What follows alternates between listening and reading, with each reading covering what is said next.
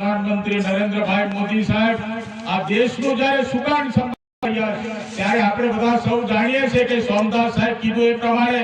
જ્યારે ખેડૂતોના ખાતામાં 6000 રૂપિયા દેવાનું આવે તો લક્ષ્મીના રૂપમાં દાન કરીને આપણા ખેડૂતોને સન્માન દેવાનું કામ દેશના પ્રધાનમંત્રી નરેન્દ્રભાઈ મોદી સાહેબ કરી રહ્યા છે। અન્ન તરીકે પણ આપણે બધા સૌ જાણીએ મફતમાં આપણે અન્ન લઈને અન્નદાનનું પણ જ્યારે દેશના પ્રધાનમંત્રી દાન કરી રહ્યા છે। એવી રીતે અનેક યોજનાઓ કલ્યાણકારી દેશના પ્રધાનમંત્રી નરેન્દ્રભાઈ મોદી સાહેબે રાજાના કર્તવ્ય તરીકેનું કર્તવ્ય નિભાવીને આપણને આશીર્વાદ આપી રહ્યા છે। ત્યારે સાહેબ કીધું એ પ્રમાણે સરકારની યોજના આપણા સાધુ સંતો આગેવાનો નું માર્ગદર્શન આપણને અવારનવાર મળતું રહે, પરંતુ ક્યાંક આપણા સોમદાસ સાહેબ કીધું એ પ્રમાણે કારણ કે દારૂ ગુજરાતમાં બંધ હોવા છતાં પણ ક્યાંક વધારે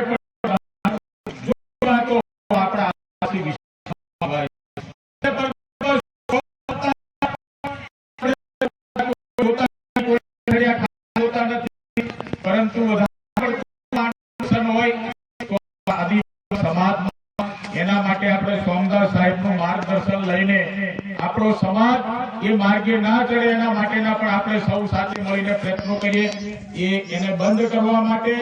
આપણે સમય તૈયાર થવું પડશે। અહીંયા કોઈ જગ્યાએ દારૂ વેચાતો હોય તો આપણે દારૂ ના પીએ તો દારૂ વેચવા વાળો ઓટોમેટિક બંધ કરી દેવાનો। સાહેબ કીધું એ પ્રમાણે આખા વિસ્તારની અંદર આપણે બધા સૌ જાણીએ કે વિધવા બહેનોની સંખ્યા ખૂબ થઈ ગઈ છે, આપણા નવજવાન કરી રહ્યા ત્યારે એની ખૂબ આપણે મોટી ચિંતા કરીને એ વ્યસનને પણ આપણે બંધ કરીએ, એનાથી દૂર રહીએ અને સમાજને સમૃદ્ધ બનાવવા માટે આપણે સૌ બધા સાથે મળીને પ્રયત્ન કરીએ। આપણો ખમીરવંતો સમાજ, આપણો લડાયક સમાજ, એ સમાજને આગળ લઈ જવા માટે, કારણ કે અત્યારે રસ્તામાં જ હું સાહેબ વિચારતો હતો તો મનમાં મનોમંથન કરતો હતો કે આવા સમાજ જે ઝૂંપડામાં રહે, આવો સમાજ જંગલમાં રહે, આવો સમાજ અનેક જગ્યાએ રહેતો હોય, એ સમાજ માટે પણ કોઈ જો ચિંતા કરી હોય તો દેશના પ્રધાનમંત્રી નરેન્દ્રભાઈ મોદી સાહેબે પ્રધાનમંત્રી આવાસ યોજનાનો લાભ આપણને આપીને આશીર્વાદો આપી રહ્યા છે। ત્યારે રસ્તામાં હું પોતે વિચારતો આવતો હતો કે દરેક ચૂંટાયેલો જનપ્રતિનિધિ આવા ગરીબ ભાઈઓ માટે ચિંતા કરે તો 100% આપણે બધા આદિવાસી ભાઈઓને, નાયક સમાજના ભાઈઓને, ભીલ સમાજના ભાઈઓને જે કાચા ઝૂંપડામાં રહે એને આપણે ખાલી એક નિમિત્ત આપણે એની સાથે કર્મ સાથે જોડાઈને આપણે એના પૂરતા કાગળ આપીને એને લાભ અપાવવાનું કામ આપણે બધા સૌ સાથે મળીને કરવાનું। કારણ કે નરેન્દ્રભાઈ મોદી સાહેબ આપણને આશીર્વાદ આપી રહ્યા છે, પરંતુ એ સાથે ભાવના સાથે આપણે ના જોડાઈએ તો એ લાભ એમને મળવાનો નથી। નર્મદા નદીનું પાણી અહીંયા નજીકમાં જ આપણને, પરંતુ નર્મદા નદી આપણા ઘરે આવી ઓટોમેટિક આવે નહીં, એ નર્મદાનું પાણી આપણા ઘરે લાવવા માટે આપણે પ્રયત્નો આદરવા પડે। નર્મદા નદીના કાંઠે આપણે મશીન મૂકવું પડે અથવા પાઇપલાઇન થી લાવવું પડે। આ બધા પ્રયત્નો આપણે બધા સાથે કરવા। સોમદાસ સાહેબ પ્રમાણે આપણે સમાજને સુધારવા માટે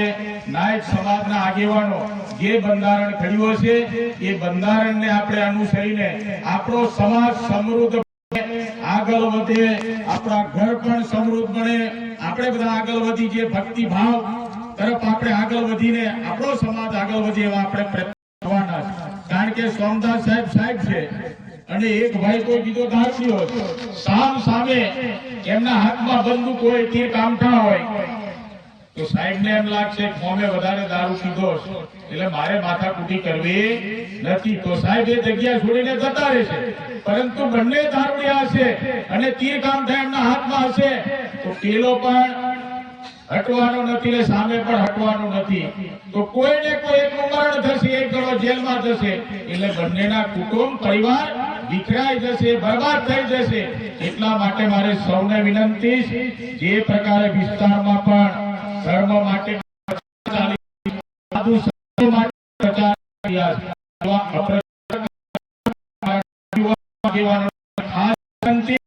આપણે આદિ અનાદિકાળથી જંગલમાં રહીએ છીએ, આદિ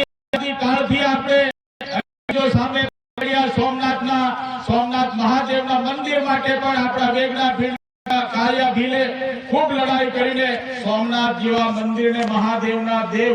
એવા મંદિરને પણ બચાવવાનું કામ આપણા આદિવાસી ભાઈઓએ કર્યું હતું. એટલે આદિ અનાદિકાળથી આપણે સંસ્કૃતિ પ્રકૃતિ સાથે જોડાયેલા, પરંતુ આપણા જે કુરિવાજો એ કુરિવાજોને આપણે બંધ કરવા પડશે. ધર્મ સાથે પણ આપણે જોડાવવું પડશે. ધર્મ સાથે જોડાઈશું ત્યારે જ આપણને સંસ્કારો મળવાના છે, અને જ્યારે સંસ્કારો આપણને મળશે આપણા ઘરની પ્રગતિ, સમાજની પ્રગતિ થવાની. એટલા મારી સૌની વિનંતી છે કે સોમદાસ સાહેબને તમે દરેક ગામડે લઈ જાઓ. દરેક ભજન સત્સંગના કાર્યક્રમમાં પણ મારી 138 વિધાનસભા આવતા હશે, પરંતુ સૌ આગેવાનોને વિનંતી કરું દરેક ભજન સત્સંગના કાર્યક્રમમાં ઉપસ્થિત એમનું માર્ગદર્શન, આપણું પોતાનું ઘર, આપણું પોતાનું વ્યક્તિત્વ, આપણું ચારિત્ર્ય, આપણા સંસ્કાર આગળ વધે એ માટે એમનું પણ આપણે માર્ગદર્શન લેવું જોઈએ, અને સતત એમનો પ્રવાસ આપણા વિસ્તારમાં થતો રહેવો જોઈએ એવું હું આ વિસ્તારના આગેવાનો પાસે આશા અને અપેક્ષા રાખું છું. સાથે સાથે તમારું આ ગામ વિસ્તારના આગેવાનો જે સમાજનું જે ઘડતર કર્યું હશે,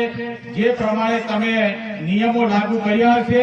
એ નિયમો સાથે હું પણ તમારી સાથે છું, તમારા સમર્થનમાં છું. અને આજનો જે કાર્યક્રમ કર્યો એ કાર્યક્રમમાં અગાઉ મારાથી અવાયું નથી, પરંતુ આ કાર્યક્રમ માટે પણ આજે તમારું જે ટ્રસ્ટ હોય અથવા સમાજના આગેવાનો હોય, તો આ સમાજ માટે જે કુરિવાજ કરવા માટે, સમાજને પ્રગતિના પંથે લઈ જવા માટે, સમાજને સુધારવા માટેની જ્યારે આ સભા યોજાય ત્યારે મારા તરફથી આજના દિવસે સમાજ સુધારણા માટે, સમાજની સારી વાતો માટે જ્યારે સોમદાસ સાહેબ તરફથી આપણને માર્ગદર્શન ખૂબ સરસ મળ્યું, ત્યારે મેં પણ મારા તરફથી ફૂલ નહીં તો ફૂલની પાંખડી રૂપે 50,000 રૂપિયા આજે જાહેર કરું છું, રોકડા રૂપિયા. અને આ ટ્રસ્ટને હું જમા કરાવી દીધા. પણ તમે સમાજમાં આવા કાર્યક્રમો ચાલુ રાખો અને આપણો સમાજ આગળ વધે એવી સૌ આગેવાનો પાસે આશા અને અપેક્ષા રાખીને મારી વાણીને વિરામ આપું. બોલો ભારત માતા. અધિકાર સમિતિ દ્વારા અહીંયા સમાજના જાગૃતિ જે એક સમય માળકા ગામે કાર્યક્રમ કરી રહ્યા છે, એ કાર્યક્રમમાં આપણી સૌની વચ્ચે ઉપસ્થિત આપણા ચેરિટેબલ ટ્રસ્ટના મહામંત્રી હીરાભાઈ અને આપણને ખૂબ સરસ માહિતી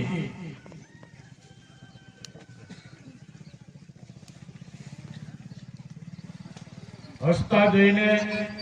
પરંતુ ખૂબ ગંભીર સમજવાની આપણે જરૂર છે એવી આપણને માહિતી, માર્ગદર્શિઓ સૌના આપણા આદરણીય સન્માન્ય સોમદાસ સાહેબ, નીરુબેન, આપણા હાલોલ, જાંબુઘોડા, તમામ નાયબ સૌ પ્રમુખો, કાકા પટેલ, જિલ્લા પંચાયતના ઉપપ્રમુખ માન્ય રણજીતભાઈ, પૂર્વ પ્રમુખ સત્રસિંહભાઈ, ઉપસ્થિત સર્વ નાયક સમાજના મારા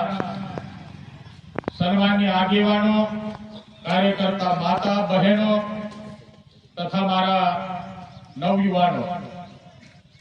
સોમદાસ સાહેબ આપણને ખૂબ સરસ માહિતી આપી. આપણે બધા સૌ જાણીએ છીએ કે સાહેબ કીધું એ પ્રમાણે અહીંયા ઉપસ્થિત ભલે ભીલ સમાજ હોય, રાઠવા સમાજ હોય, પરંતુ જ્યારે અહીંયા નાયક સમાજની સુધારણા માટે અને જાગૃતિ સૌ ઉપસ્થિત થાય